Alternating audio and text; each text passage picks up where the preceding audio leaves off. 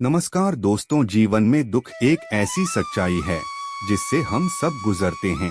चाहे कोई भी हो, कोई भी जगह हो, दुख हर किसी के जीवन में दस्तक देता है। लेकिन अक्सर हम इस दुख से इतने परेशान हो जाते हैं कि यह हमारे जीवन की दिशा को बदल देता है। आज की इस कहानी के माध्यम से हम जानेंगे कि दुख से कैसे निपटे और कैसे अपने जीवन को फिर से खुशियों की ओर मोड़े। इस कहानी में छिपे संदेश से आपको अपने दुख से लड़ने की नई प्रेरणा मिलेगी।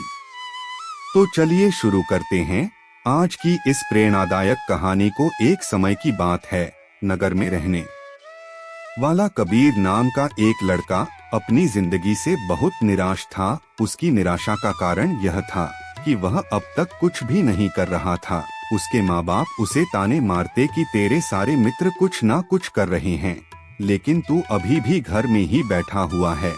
मित्रों के बीच भी अक्सर उसका मजाक ही बनता। वह कहीं जाता तो लोग उसे पूछते कि क्या कर रहे हो। उसे यह बताने में बड़ी शर्म आती कि अभी वह कुछ भी नहीं कर रहा और लोगों से मिलना जुलना कम कर दिया। वह धीरे धीरे उसने रिश्तेदारों के यहाँ जाना, ज्यादातर समय अपने घर में ही बैठा रहता। वह अकेले में रोता, भगवान को कोसता और अपनी किस्मत को दोष देता। अब उसे अपनी जिंदगी बोझ लगने लगी थी। कभी कभी वह सोचता कि जब वे कुछ करने के लायक ही नहीं हैं, तो फिर उसके जिंदा रहने का भी क्या फायदा, उसे तो मर जाना चाहिए। एक दिन वे अपने नगर की एक सड़क से गुजर रहा था। तभी उसने देखा कि एक गुरु दुख के ऊपर प्रवचन दे रहे हैं। वह भी वही भीड़ में पीछे बैठ गया और गुरु के प्रवचन सुनने लगा। गुरु बोल रहे थे कि दुख एक गुरु की भांति होता है, जो हमें जीवन की सच्चाई दिखाता है और हमें सही से जीवन जीने का तरीका सिखाता है। आप चाहे तो अपने दुख रूपी गुरु से जीवन जीना भी सीख सकते हैं और चाहे तो उस दुख में डूबकर बैठकर रो भी सकते हैं। कबीर भी गुरु की यह सारी बातें ध्यान से सुन रहा था, लेकिन उसे गुरु की यह बातें सही नहीं लगी। उसने खड़े होकर कहा, दुख कुछ भी सिखाकर नहीं जाता, सिर्फ पीड़ा देकर जाता है। दुख की पीड़ा अनंत होती है, ऐसा लगता है इसके बाद कुछ भी नहीं होने वाला, कुछ भी नहीं मिलने वाला। मृत्यु भी उसके सामने छोटी लगने लगती है। गुरु ने कहा, आखिर क्या दुख है तुम्हें? कबीर ने अपना सारा दुख गुरु के समक्ष कह सुनाया और पूछा, क्या आपके पास मेरे इस दुख का कोई समाधान है? यह सुन गुरु मुस्कुराए और बोले, जिस दिन तुम्हारे जीवन में सच्चा दुख आए, उस दिन मेरे पास आना, मैं तुम्हारे दुख का समाधान अवश्य करूंगा। इतना कहकर गुरु वहां से चले गए। कबीर ने सोचा, क्या मेरा दुख सच्चा नहीं है? क्या जिसने से गुजर रहा हूँ वह छोटा है? कोई भी मेरे दुख को नहीं समझ सकता। जब माँ बाप नहीं समझ पाए तो गुरु के समझेंगे। अपने दुखों से परेशान होकर कबीर ने एक निर्णय लिया कि अब वह कुछ करके दिखाएगा। उसने एक छोटा सा व्यापार शुरू किया, लेकिन उसमें उसे सफलता नहीं मिल रही थी।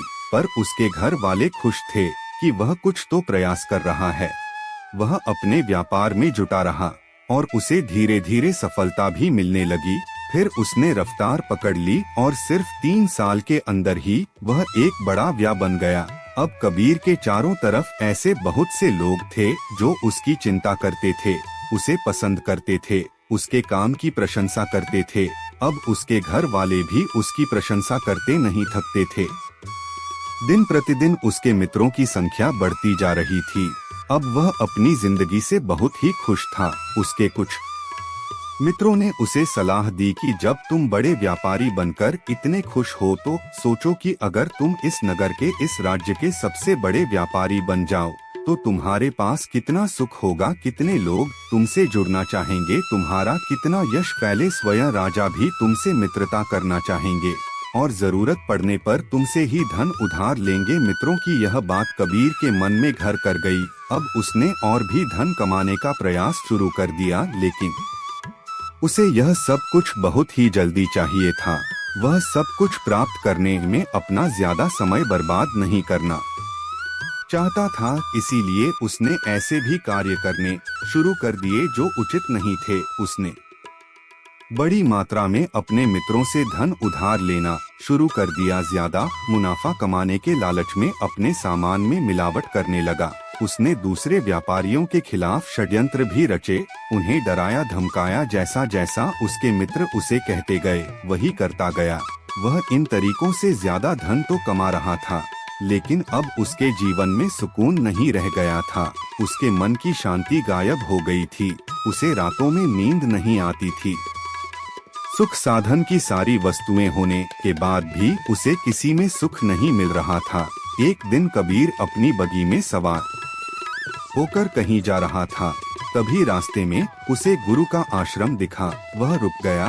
वह गुरु के पास जाकर बोला, गुरुदेव, आपने कहा था कि जब तुम्हारे जीवन में सच्चा दुख आए तब मेरे पास आना। अब मैं बहुत दुखी हूँ। मेरे रातों की नींद गायब हो गई है।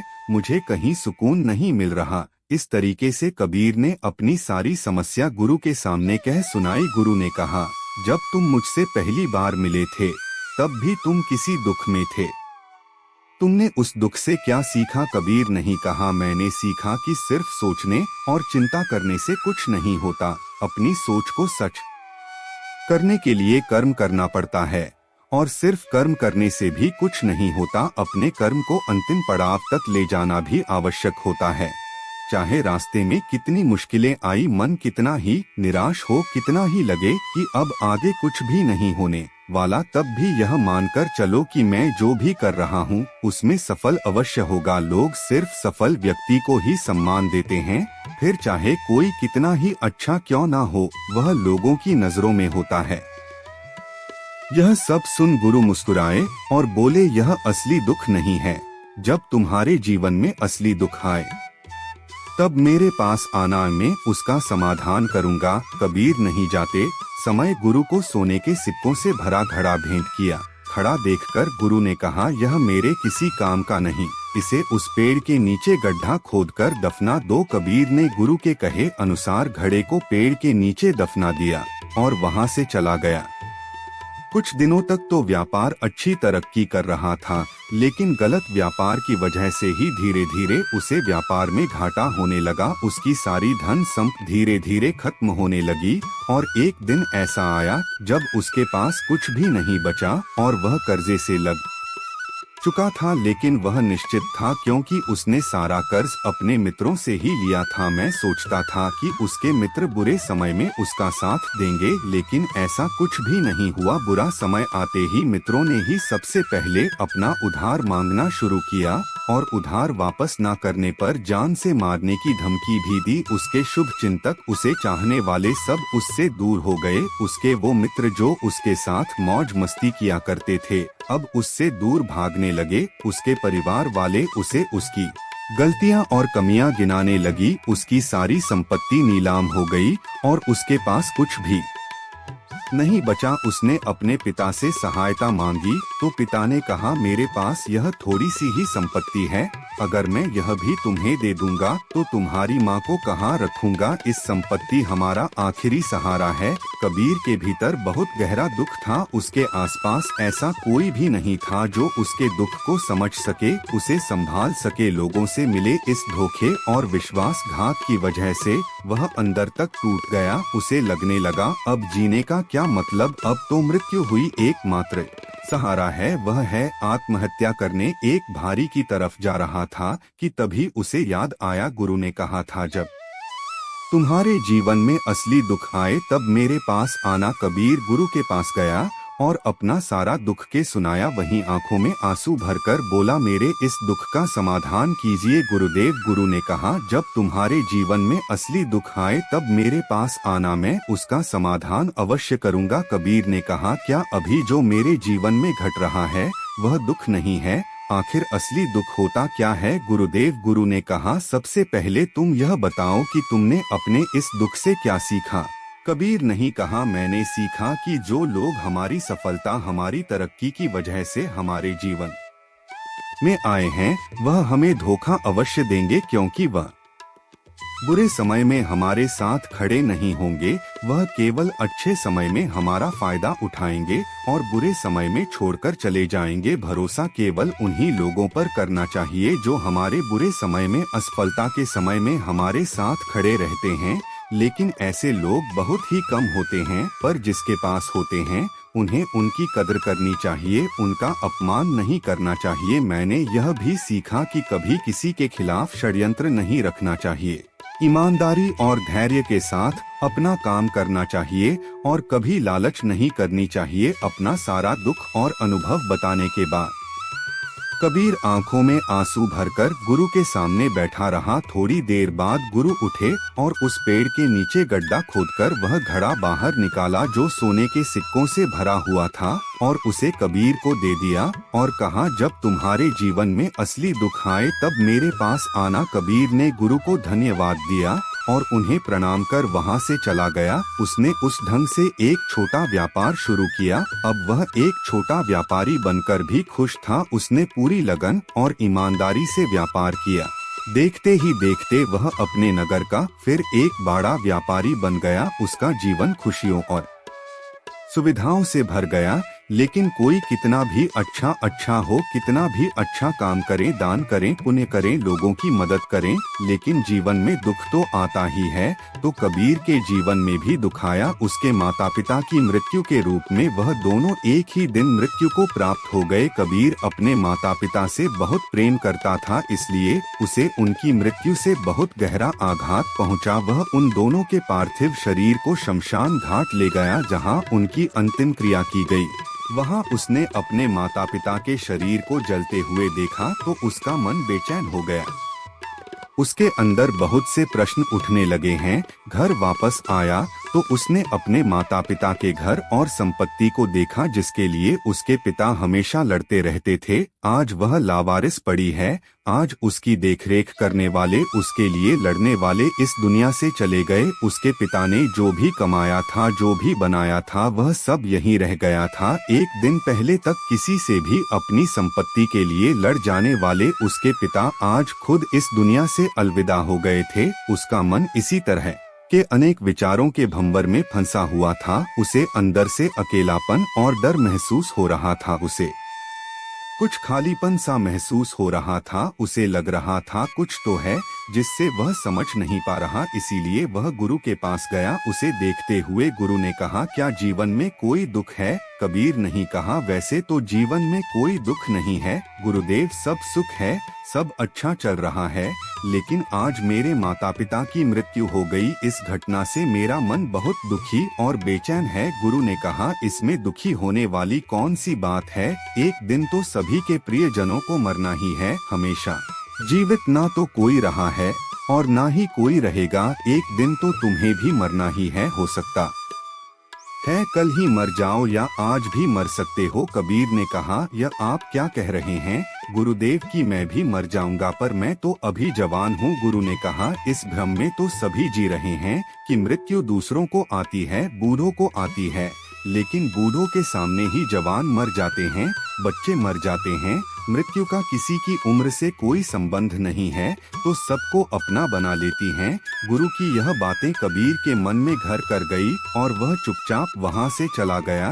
लेकिन उसका मन अभी बेचैन था, अब भी था। वह कुछ खालीपन सा महसूस कर रहा था। वह पूरे दिन अपने बारे में सोचता रहता कि वह कौन है, इस दुनिया में क्यों आया है, क्या सिर्फ चीजों का उपयोग करना और मरना ही जीवन का लक्ष्य है? ऐसे ही बहुत से प्रश्न उसके मन में लगातार उठ रहे थे, लेकिन उसे अपने किसी भी प्रश्न का उत्तर नहीं मिल पा रहा था और उसका दुख दिन प्रतिदिन बढ़ता जा रहा था। इसीलिए कुछ दिनों बाद वह फिर गुरु के पास पहुंचा और बोला, गुरुदेव मैं बहुत दुखी हूं, क्योंकि मैं यह नहीं जान पा रहा हूं कि मैं कौन हूं और इस दुनिया में क्यों आया हूं। यह सुन गुरु मुस्कुराए और बोले, आज पहली बार तुम्हारे जीवन में सच्चा दुख पैदा हुआ है। वास्तव में यही है जो दुख कहलाने के लायक है कि हमें पता नहीं कि हम कौन हैं, क्यों आए हैं, क्या करना है, कैसे करना है। कबीर नहीं कहा, गुरुदेव मेरे इस दुख का समाधान कीजिए। गुरु ने कहा, हम सभी इंसान जीवन भर का इकट्ठा करते कहते हैं। कबीर नहीं कहा, हम सभी इंसान जीवन भर धन संपत्ति, मान सम्मान, परिवार, मित्र, शत्रु, पद, प्रतिष्ठा इत्यादि इकट्ठा करते रहते हैं। गुरु ने कहा, क्या इन इकट्ठा की हुई सभी चीजों में से एक भी चीज को अपने साथ ले जा सकते हैं?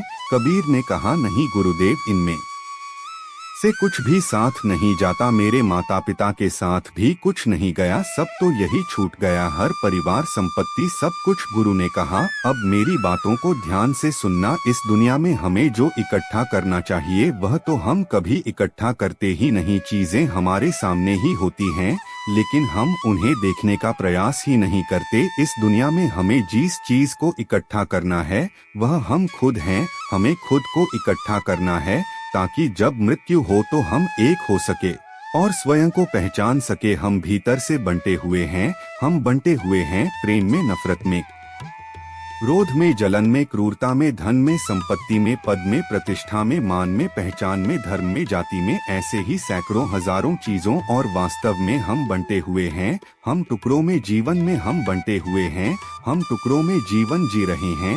इस बंटवारे की वजह से हमारी चेतना कभी एक नहीं हो पाती, हमारी चेतना शक्ति बिखर गई है।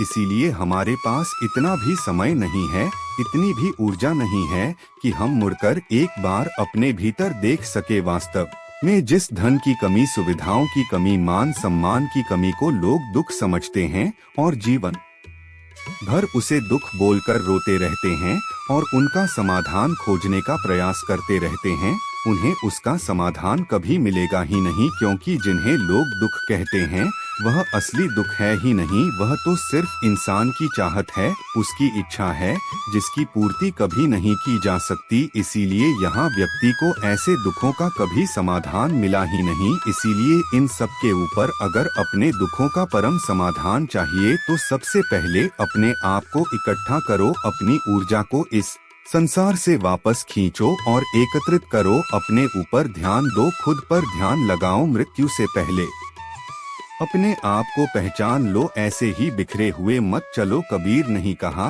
तो क्या गुरुदेव हमें यह संसार छोड़ देना चाहिए, अपनी सभी इच्छाओं को मार देना चाहिए, किसी से प्रेम नहीं करना चाहिए, धन संपत्ति नहीं इकट्ठा करनी चाहिए, मान सम्मान की आशा छोड़ देनी चाहिए। गुरु ने कहा, एक बिखरे हुए मनुष्य के अंदर से कामनाएं, इच्छाएं और वासनाएं ऐसे ही निकलती हैं जैसे पहाड़ से कोई पत्थर गिर रहा हो जिस पर पहाड़ का कोई नियंत्रण नहीं है सिवाय देखने, परेशान होने और कुछ खोने के। इसी प्रकार एक बिखरे हुए मनुष्य की इच्छाएं अनियंत्रित और दुखदायी होती हैं। उसका अनियंत्रित मन कुछ भी इच्छाएं और कल्पनाएं करता रहता है और दुखी होता रहता है। लेकिन जब व्यक्ति एकत्रित हो जाता है तो वह जो भी करता है सब उसके नियंत्रण में रहता है, तभी इच्छाएं भी उसकी इच्छा से निकलती हैं। कबीर ने कहा, गुरुदेव आपने मेरे सच्चे दुख का समाधान कर दिया, आपका बहुत बहुत धन्यवाद। आपसे मैं खुद को एकत्रित करने का प्रयास करूंगा। गुरु ने कहा, मानव शरीर में बहुत ऊर्जा है, बहुत शक्ति है, पर यह बेकार के कामों में बरकर रह गई है, चीजों में लगी रहती है। यह ऐसा ही है जैसे कि एक अत्यंत शक्तिशाली मशीन किसी बच्चे के हाथों में दे दी गई हो और वह बिना सोचे समझे, बिना किसी नियंत्रण और जानकारी के बस इसकी शक्ति को कहीं भी बर्बाद कर रहा हो। इसीलिए अपनी चेतना की शक्ति पर ध्यान दो और इसे एकत्रित करो। कबीर को अपने प्रश्नों का उत्तर मिल चुका था, उसने गुरु को धन्यवाद किया और चुपचाप वहां से चला गया। दोस्तों, उम्मीद है कि आपको यह कहानी पसंद आई होगी, तो वीडियो को लाइक कर, चैनल को सब्सक्राइब कर, बेल आइकन दबा ले। जल्दी मिलते हैं एक और नए कहानी के साथ, तब तक के लिए धन्यवाद।